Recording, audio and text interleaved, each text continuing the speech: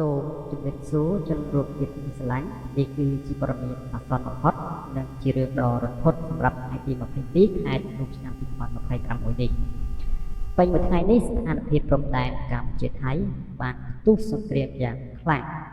ចាប់ពីខេត្តបន្ទាយមានជ័យព្រះវិហាររហូតដល់បាត់ដំបងនិងសៀមរាបកងទ័ពឈ្លានពានសៀមបានបើកការវាយប្រហារត្រង់ទៅធំតាមផ្លូវអាកាសក៏ដូចជាតាមផ្លូវគោកមកលើដែនដីធម្មជាតិរបស់កម្ពុជានឹងបានបាញ់ប្រហារដល់តទៅលើជនស៊ីវិលស្លូតត្រង់ទី1គឺនៅក្រុងប៉ោយប៉ែតស្រុកអូជ្រៅតាមសេចក្តីរាយការណ៍ដំបូងបានដឹងថានៅក្រុងប៉ោយប៉ែតទាហានថៃបានប្រើប្រាស់កាំភ្លើងយន្តនិងកងថ្មើរជើង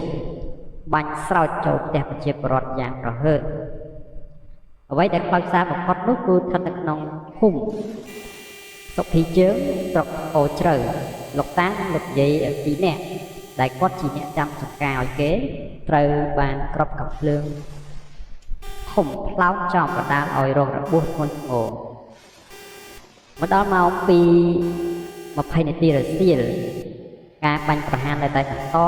ម្ដុំស្ទឹងបត់បង្កឲ្យមានការភ័យខ្លាចដល់ប្រជាពលរដ្ឋខ្លាំងបន្តមកដល់សមរភូមិនៅខេត្តព្រះវិហារ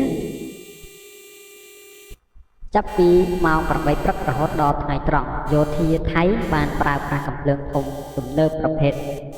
DTI-2 កាំភ្លើងត្បាល់និងដ្រូនសេបការបាញ់ស្រោចចូលភូមិសាស្ត្រប្រាសាទព្រះវិហារគោល8តាថៅនំខ្មោចនិងជាប់តែហើយស្ថានភាពបានឡើងកម្ដៅដល់កំពូលនៅម៉ោង11:55នាទីខណៈដែលត្រូវជាយាម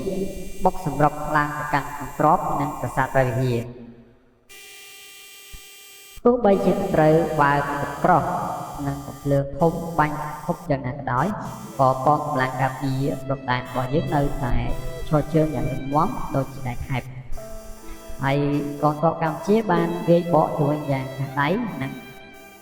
ខ្លាំងក្លាបំផុតដើម្បីការពារដែនដីអធិបតេយ្យភាពរបស់កម្ពុជា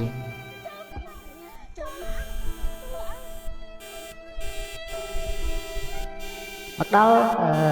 មរភូមិនៅខេត្តបន្ទាយមានជ័យនិងបាត់ដំបង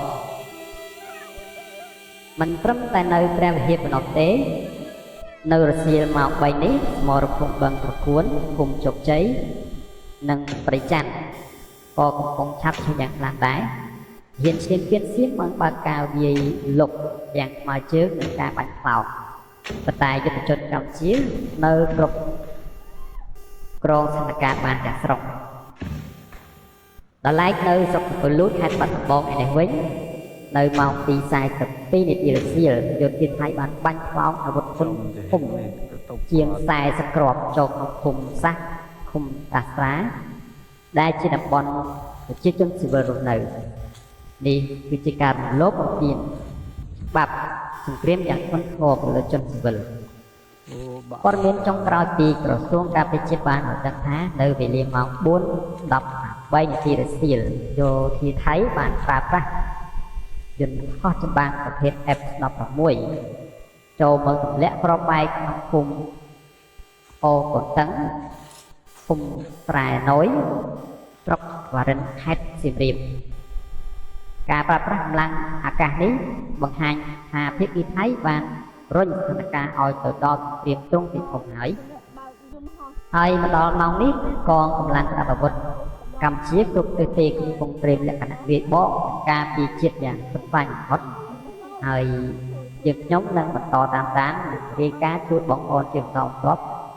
សូមបងប្អូនជនរួមជាតិរក្សាចិត្តស្ងប់និងជឿជាក់ទៅលើកងទ័ពរបស់យើងខ្ញុំបាទនរិទ្ធសូមអរគុណសូមជួយចុច Subscribe ដើម្បីទទួលបាននូវព័ត៌មានថ្មីៗពីសមុទ្រភូមិមុខ